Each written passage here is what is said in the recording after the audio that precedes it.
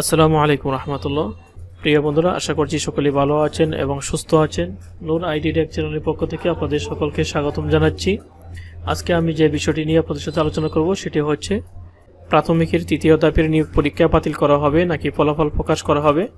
তো আপনি যদি এই চ্যানেলে নতুন হয়ে থাকেন তাহলে এখনই সাবস্ক্রাইব করে ফেলুন, আর যদি অলরেডি সাবস্ক্রাইব করে থাকেন তাহলে থ্যাংক ইউ সো মাচ।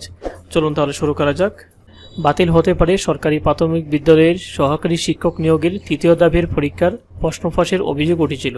বিষয়টি নিয়ে তদন্ত করে প্রতিবেদন জমা দিয়েছে প্রাথমিক ও গণশিক্ষা মন্ত্রণালয়। শীঘ্রই এই ধাপের পরীক্ষা নিয়ে চূড়ান্ত সিদ্ধান্ত জানাবে আদালত। আদালতের নির্দেশনা পেলে এই ধাপের পরীক্ষা বাতিল করা হতে পারে বলে জানা গেছে। এ বিষয়ে প্রাথমিক ও গণশিক্ষা মন্ত্রণালয়ের সচিব ফরিদা আহমদ বলেছেন, আদালতের নির্দেশনা অনুযায়ী আমরা প্রশ্ন ফাঁসের অভিযোগ তদন্ত করছি। প্রতিবেদন জমা দেওয়া হয়েছে। এখন আদালত যে নির্দেশনা দিবে আমরা সেভাবেই পরবর্তী ব্যবস্থা নিব। প্রাথমিক শিক্ষা অধিদপ্তরের একটি সূত্র জানিয়েছে, তৃতীয় ধাপের প্রশ্ন ফাঁসের অভিযোগটি সে সময় গুরুত্ব সহকারে আমলে নেওয়া হয়নি। তৎকালীন সরকারের ভাবমূর্তি ক্ষুণ্ণ হতে পারে এমন আশঙ্কায় তদন্ত সেভাবে হয়নি। মন্ত্রণালয়ের পক্ষ থেকে যে তদন্ত প্রতিবেদন জমা দেওয়া হয়েছে তার নিরপেক্ষতা নিয়েও প্রশ্ন রয়েছে।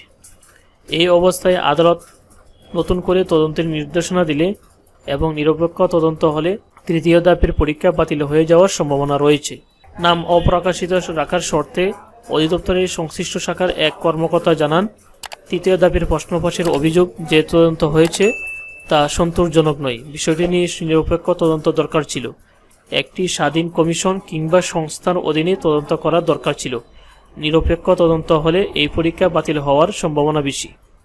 জানা গেছে, তৃতীয় ধাপের ঢাকা ও চট্টগ্রাম বিভাগের 21টি জেলার পরীক্ষা হয়েছে। লিখিত পরীক্ষার সংশোধিত ফল গত 22 এপ্রিল প্রকাশিত হয়। এতে 46,199 জন প্রার্থীকে মৌখিক পরীক্ষার জন্য নির্বাচিত করা হন।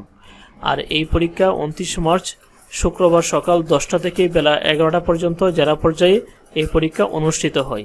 পরীক্ষার সময়ে প্রশ্ন ফাঁস নিয়ে অভিযোগ পাওয়া গেছে। এরপর দাবি শিক্ষার্থীসহ একাধিক ব্যক্তিকে গ্রেপ্তার করা হয়। প্রশ্ন ফাঁস চক্র পুলিশের হাতে গ্রেপ্তার হওয়ার পর প্রাথমিকের তৃতীয় ধাপে প্রশ্ন ফাঁস হয়েছে বলে আদালতে 164 ধারায় জবানবন্দি দিয়েছেন আসামিরা।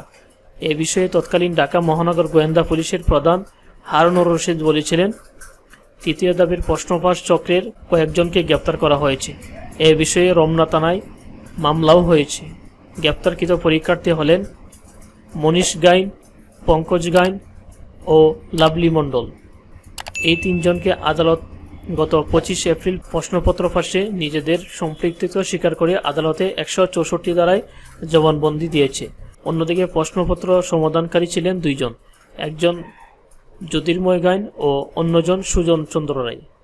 সংশ্লিষ্টরা বলছেন, প্রশ্ন ফাঁসকারী চক্র স্বীকার করার কারণে প্রকাশিত পরীক্ষার ফল নিয়ে বিতর্ক উঠবে, এটাই স্বাভাবিক। পরীক্ষার সময় যখন প্রশ্ন ফাঁস নিয়ে অভিযোগ ছিল, প্রাথমিক ও গণশিক্ষা মন্ত্রণালয়ের উচিত ছিল বিষয়টি আমলে নিয়ে তদন্ত করা, প্রয়োজনে পরীক্ষা বাতিল করা, কিন্তু তারা তা করেনি।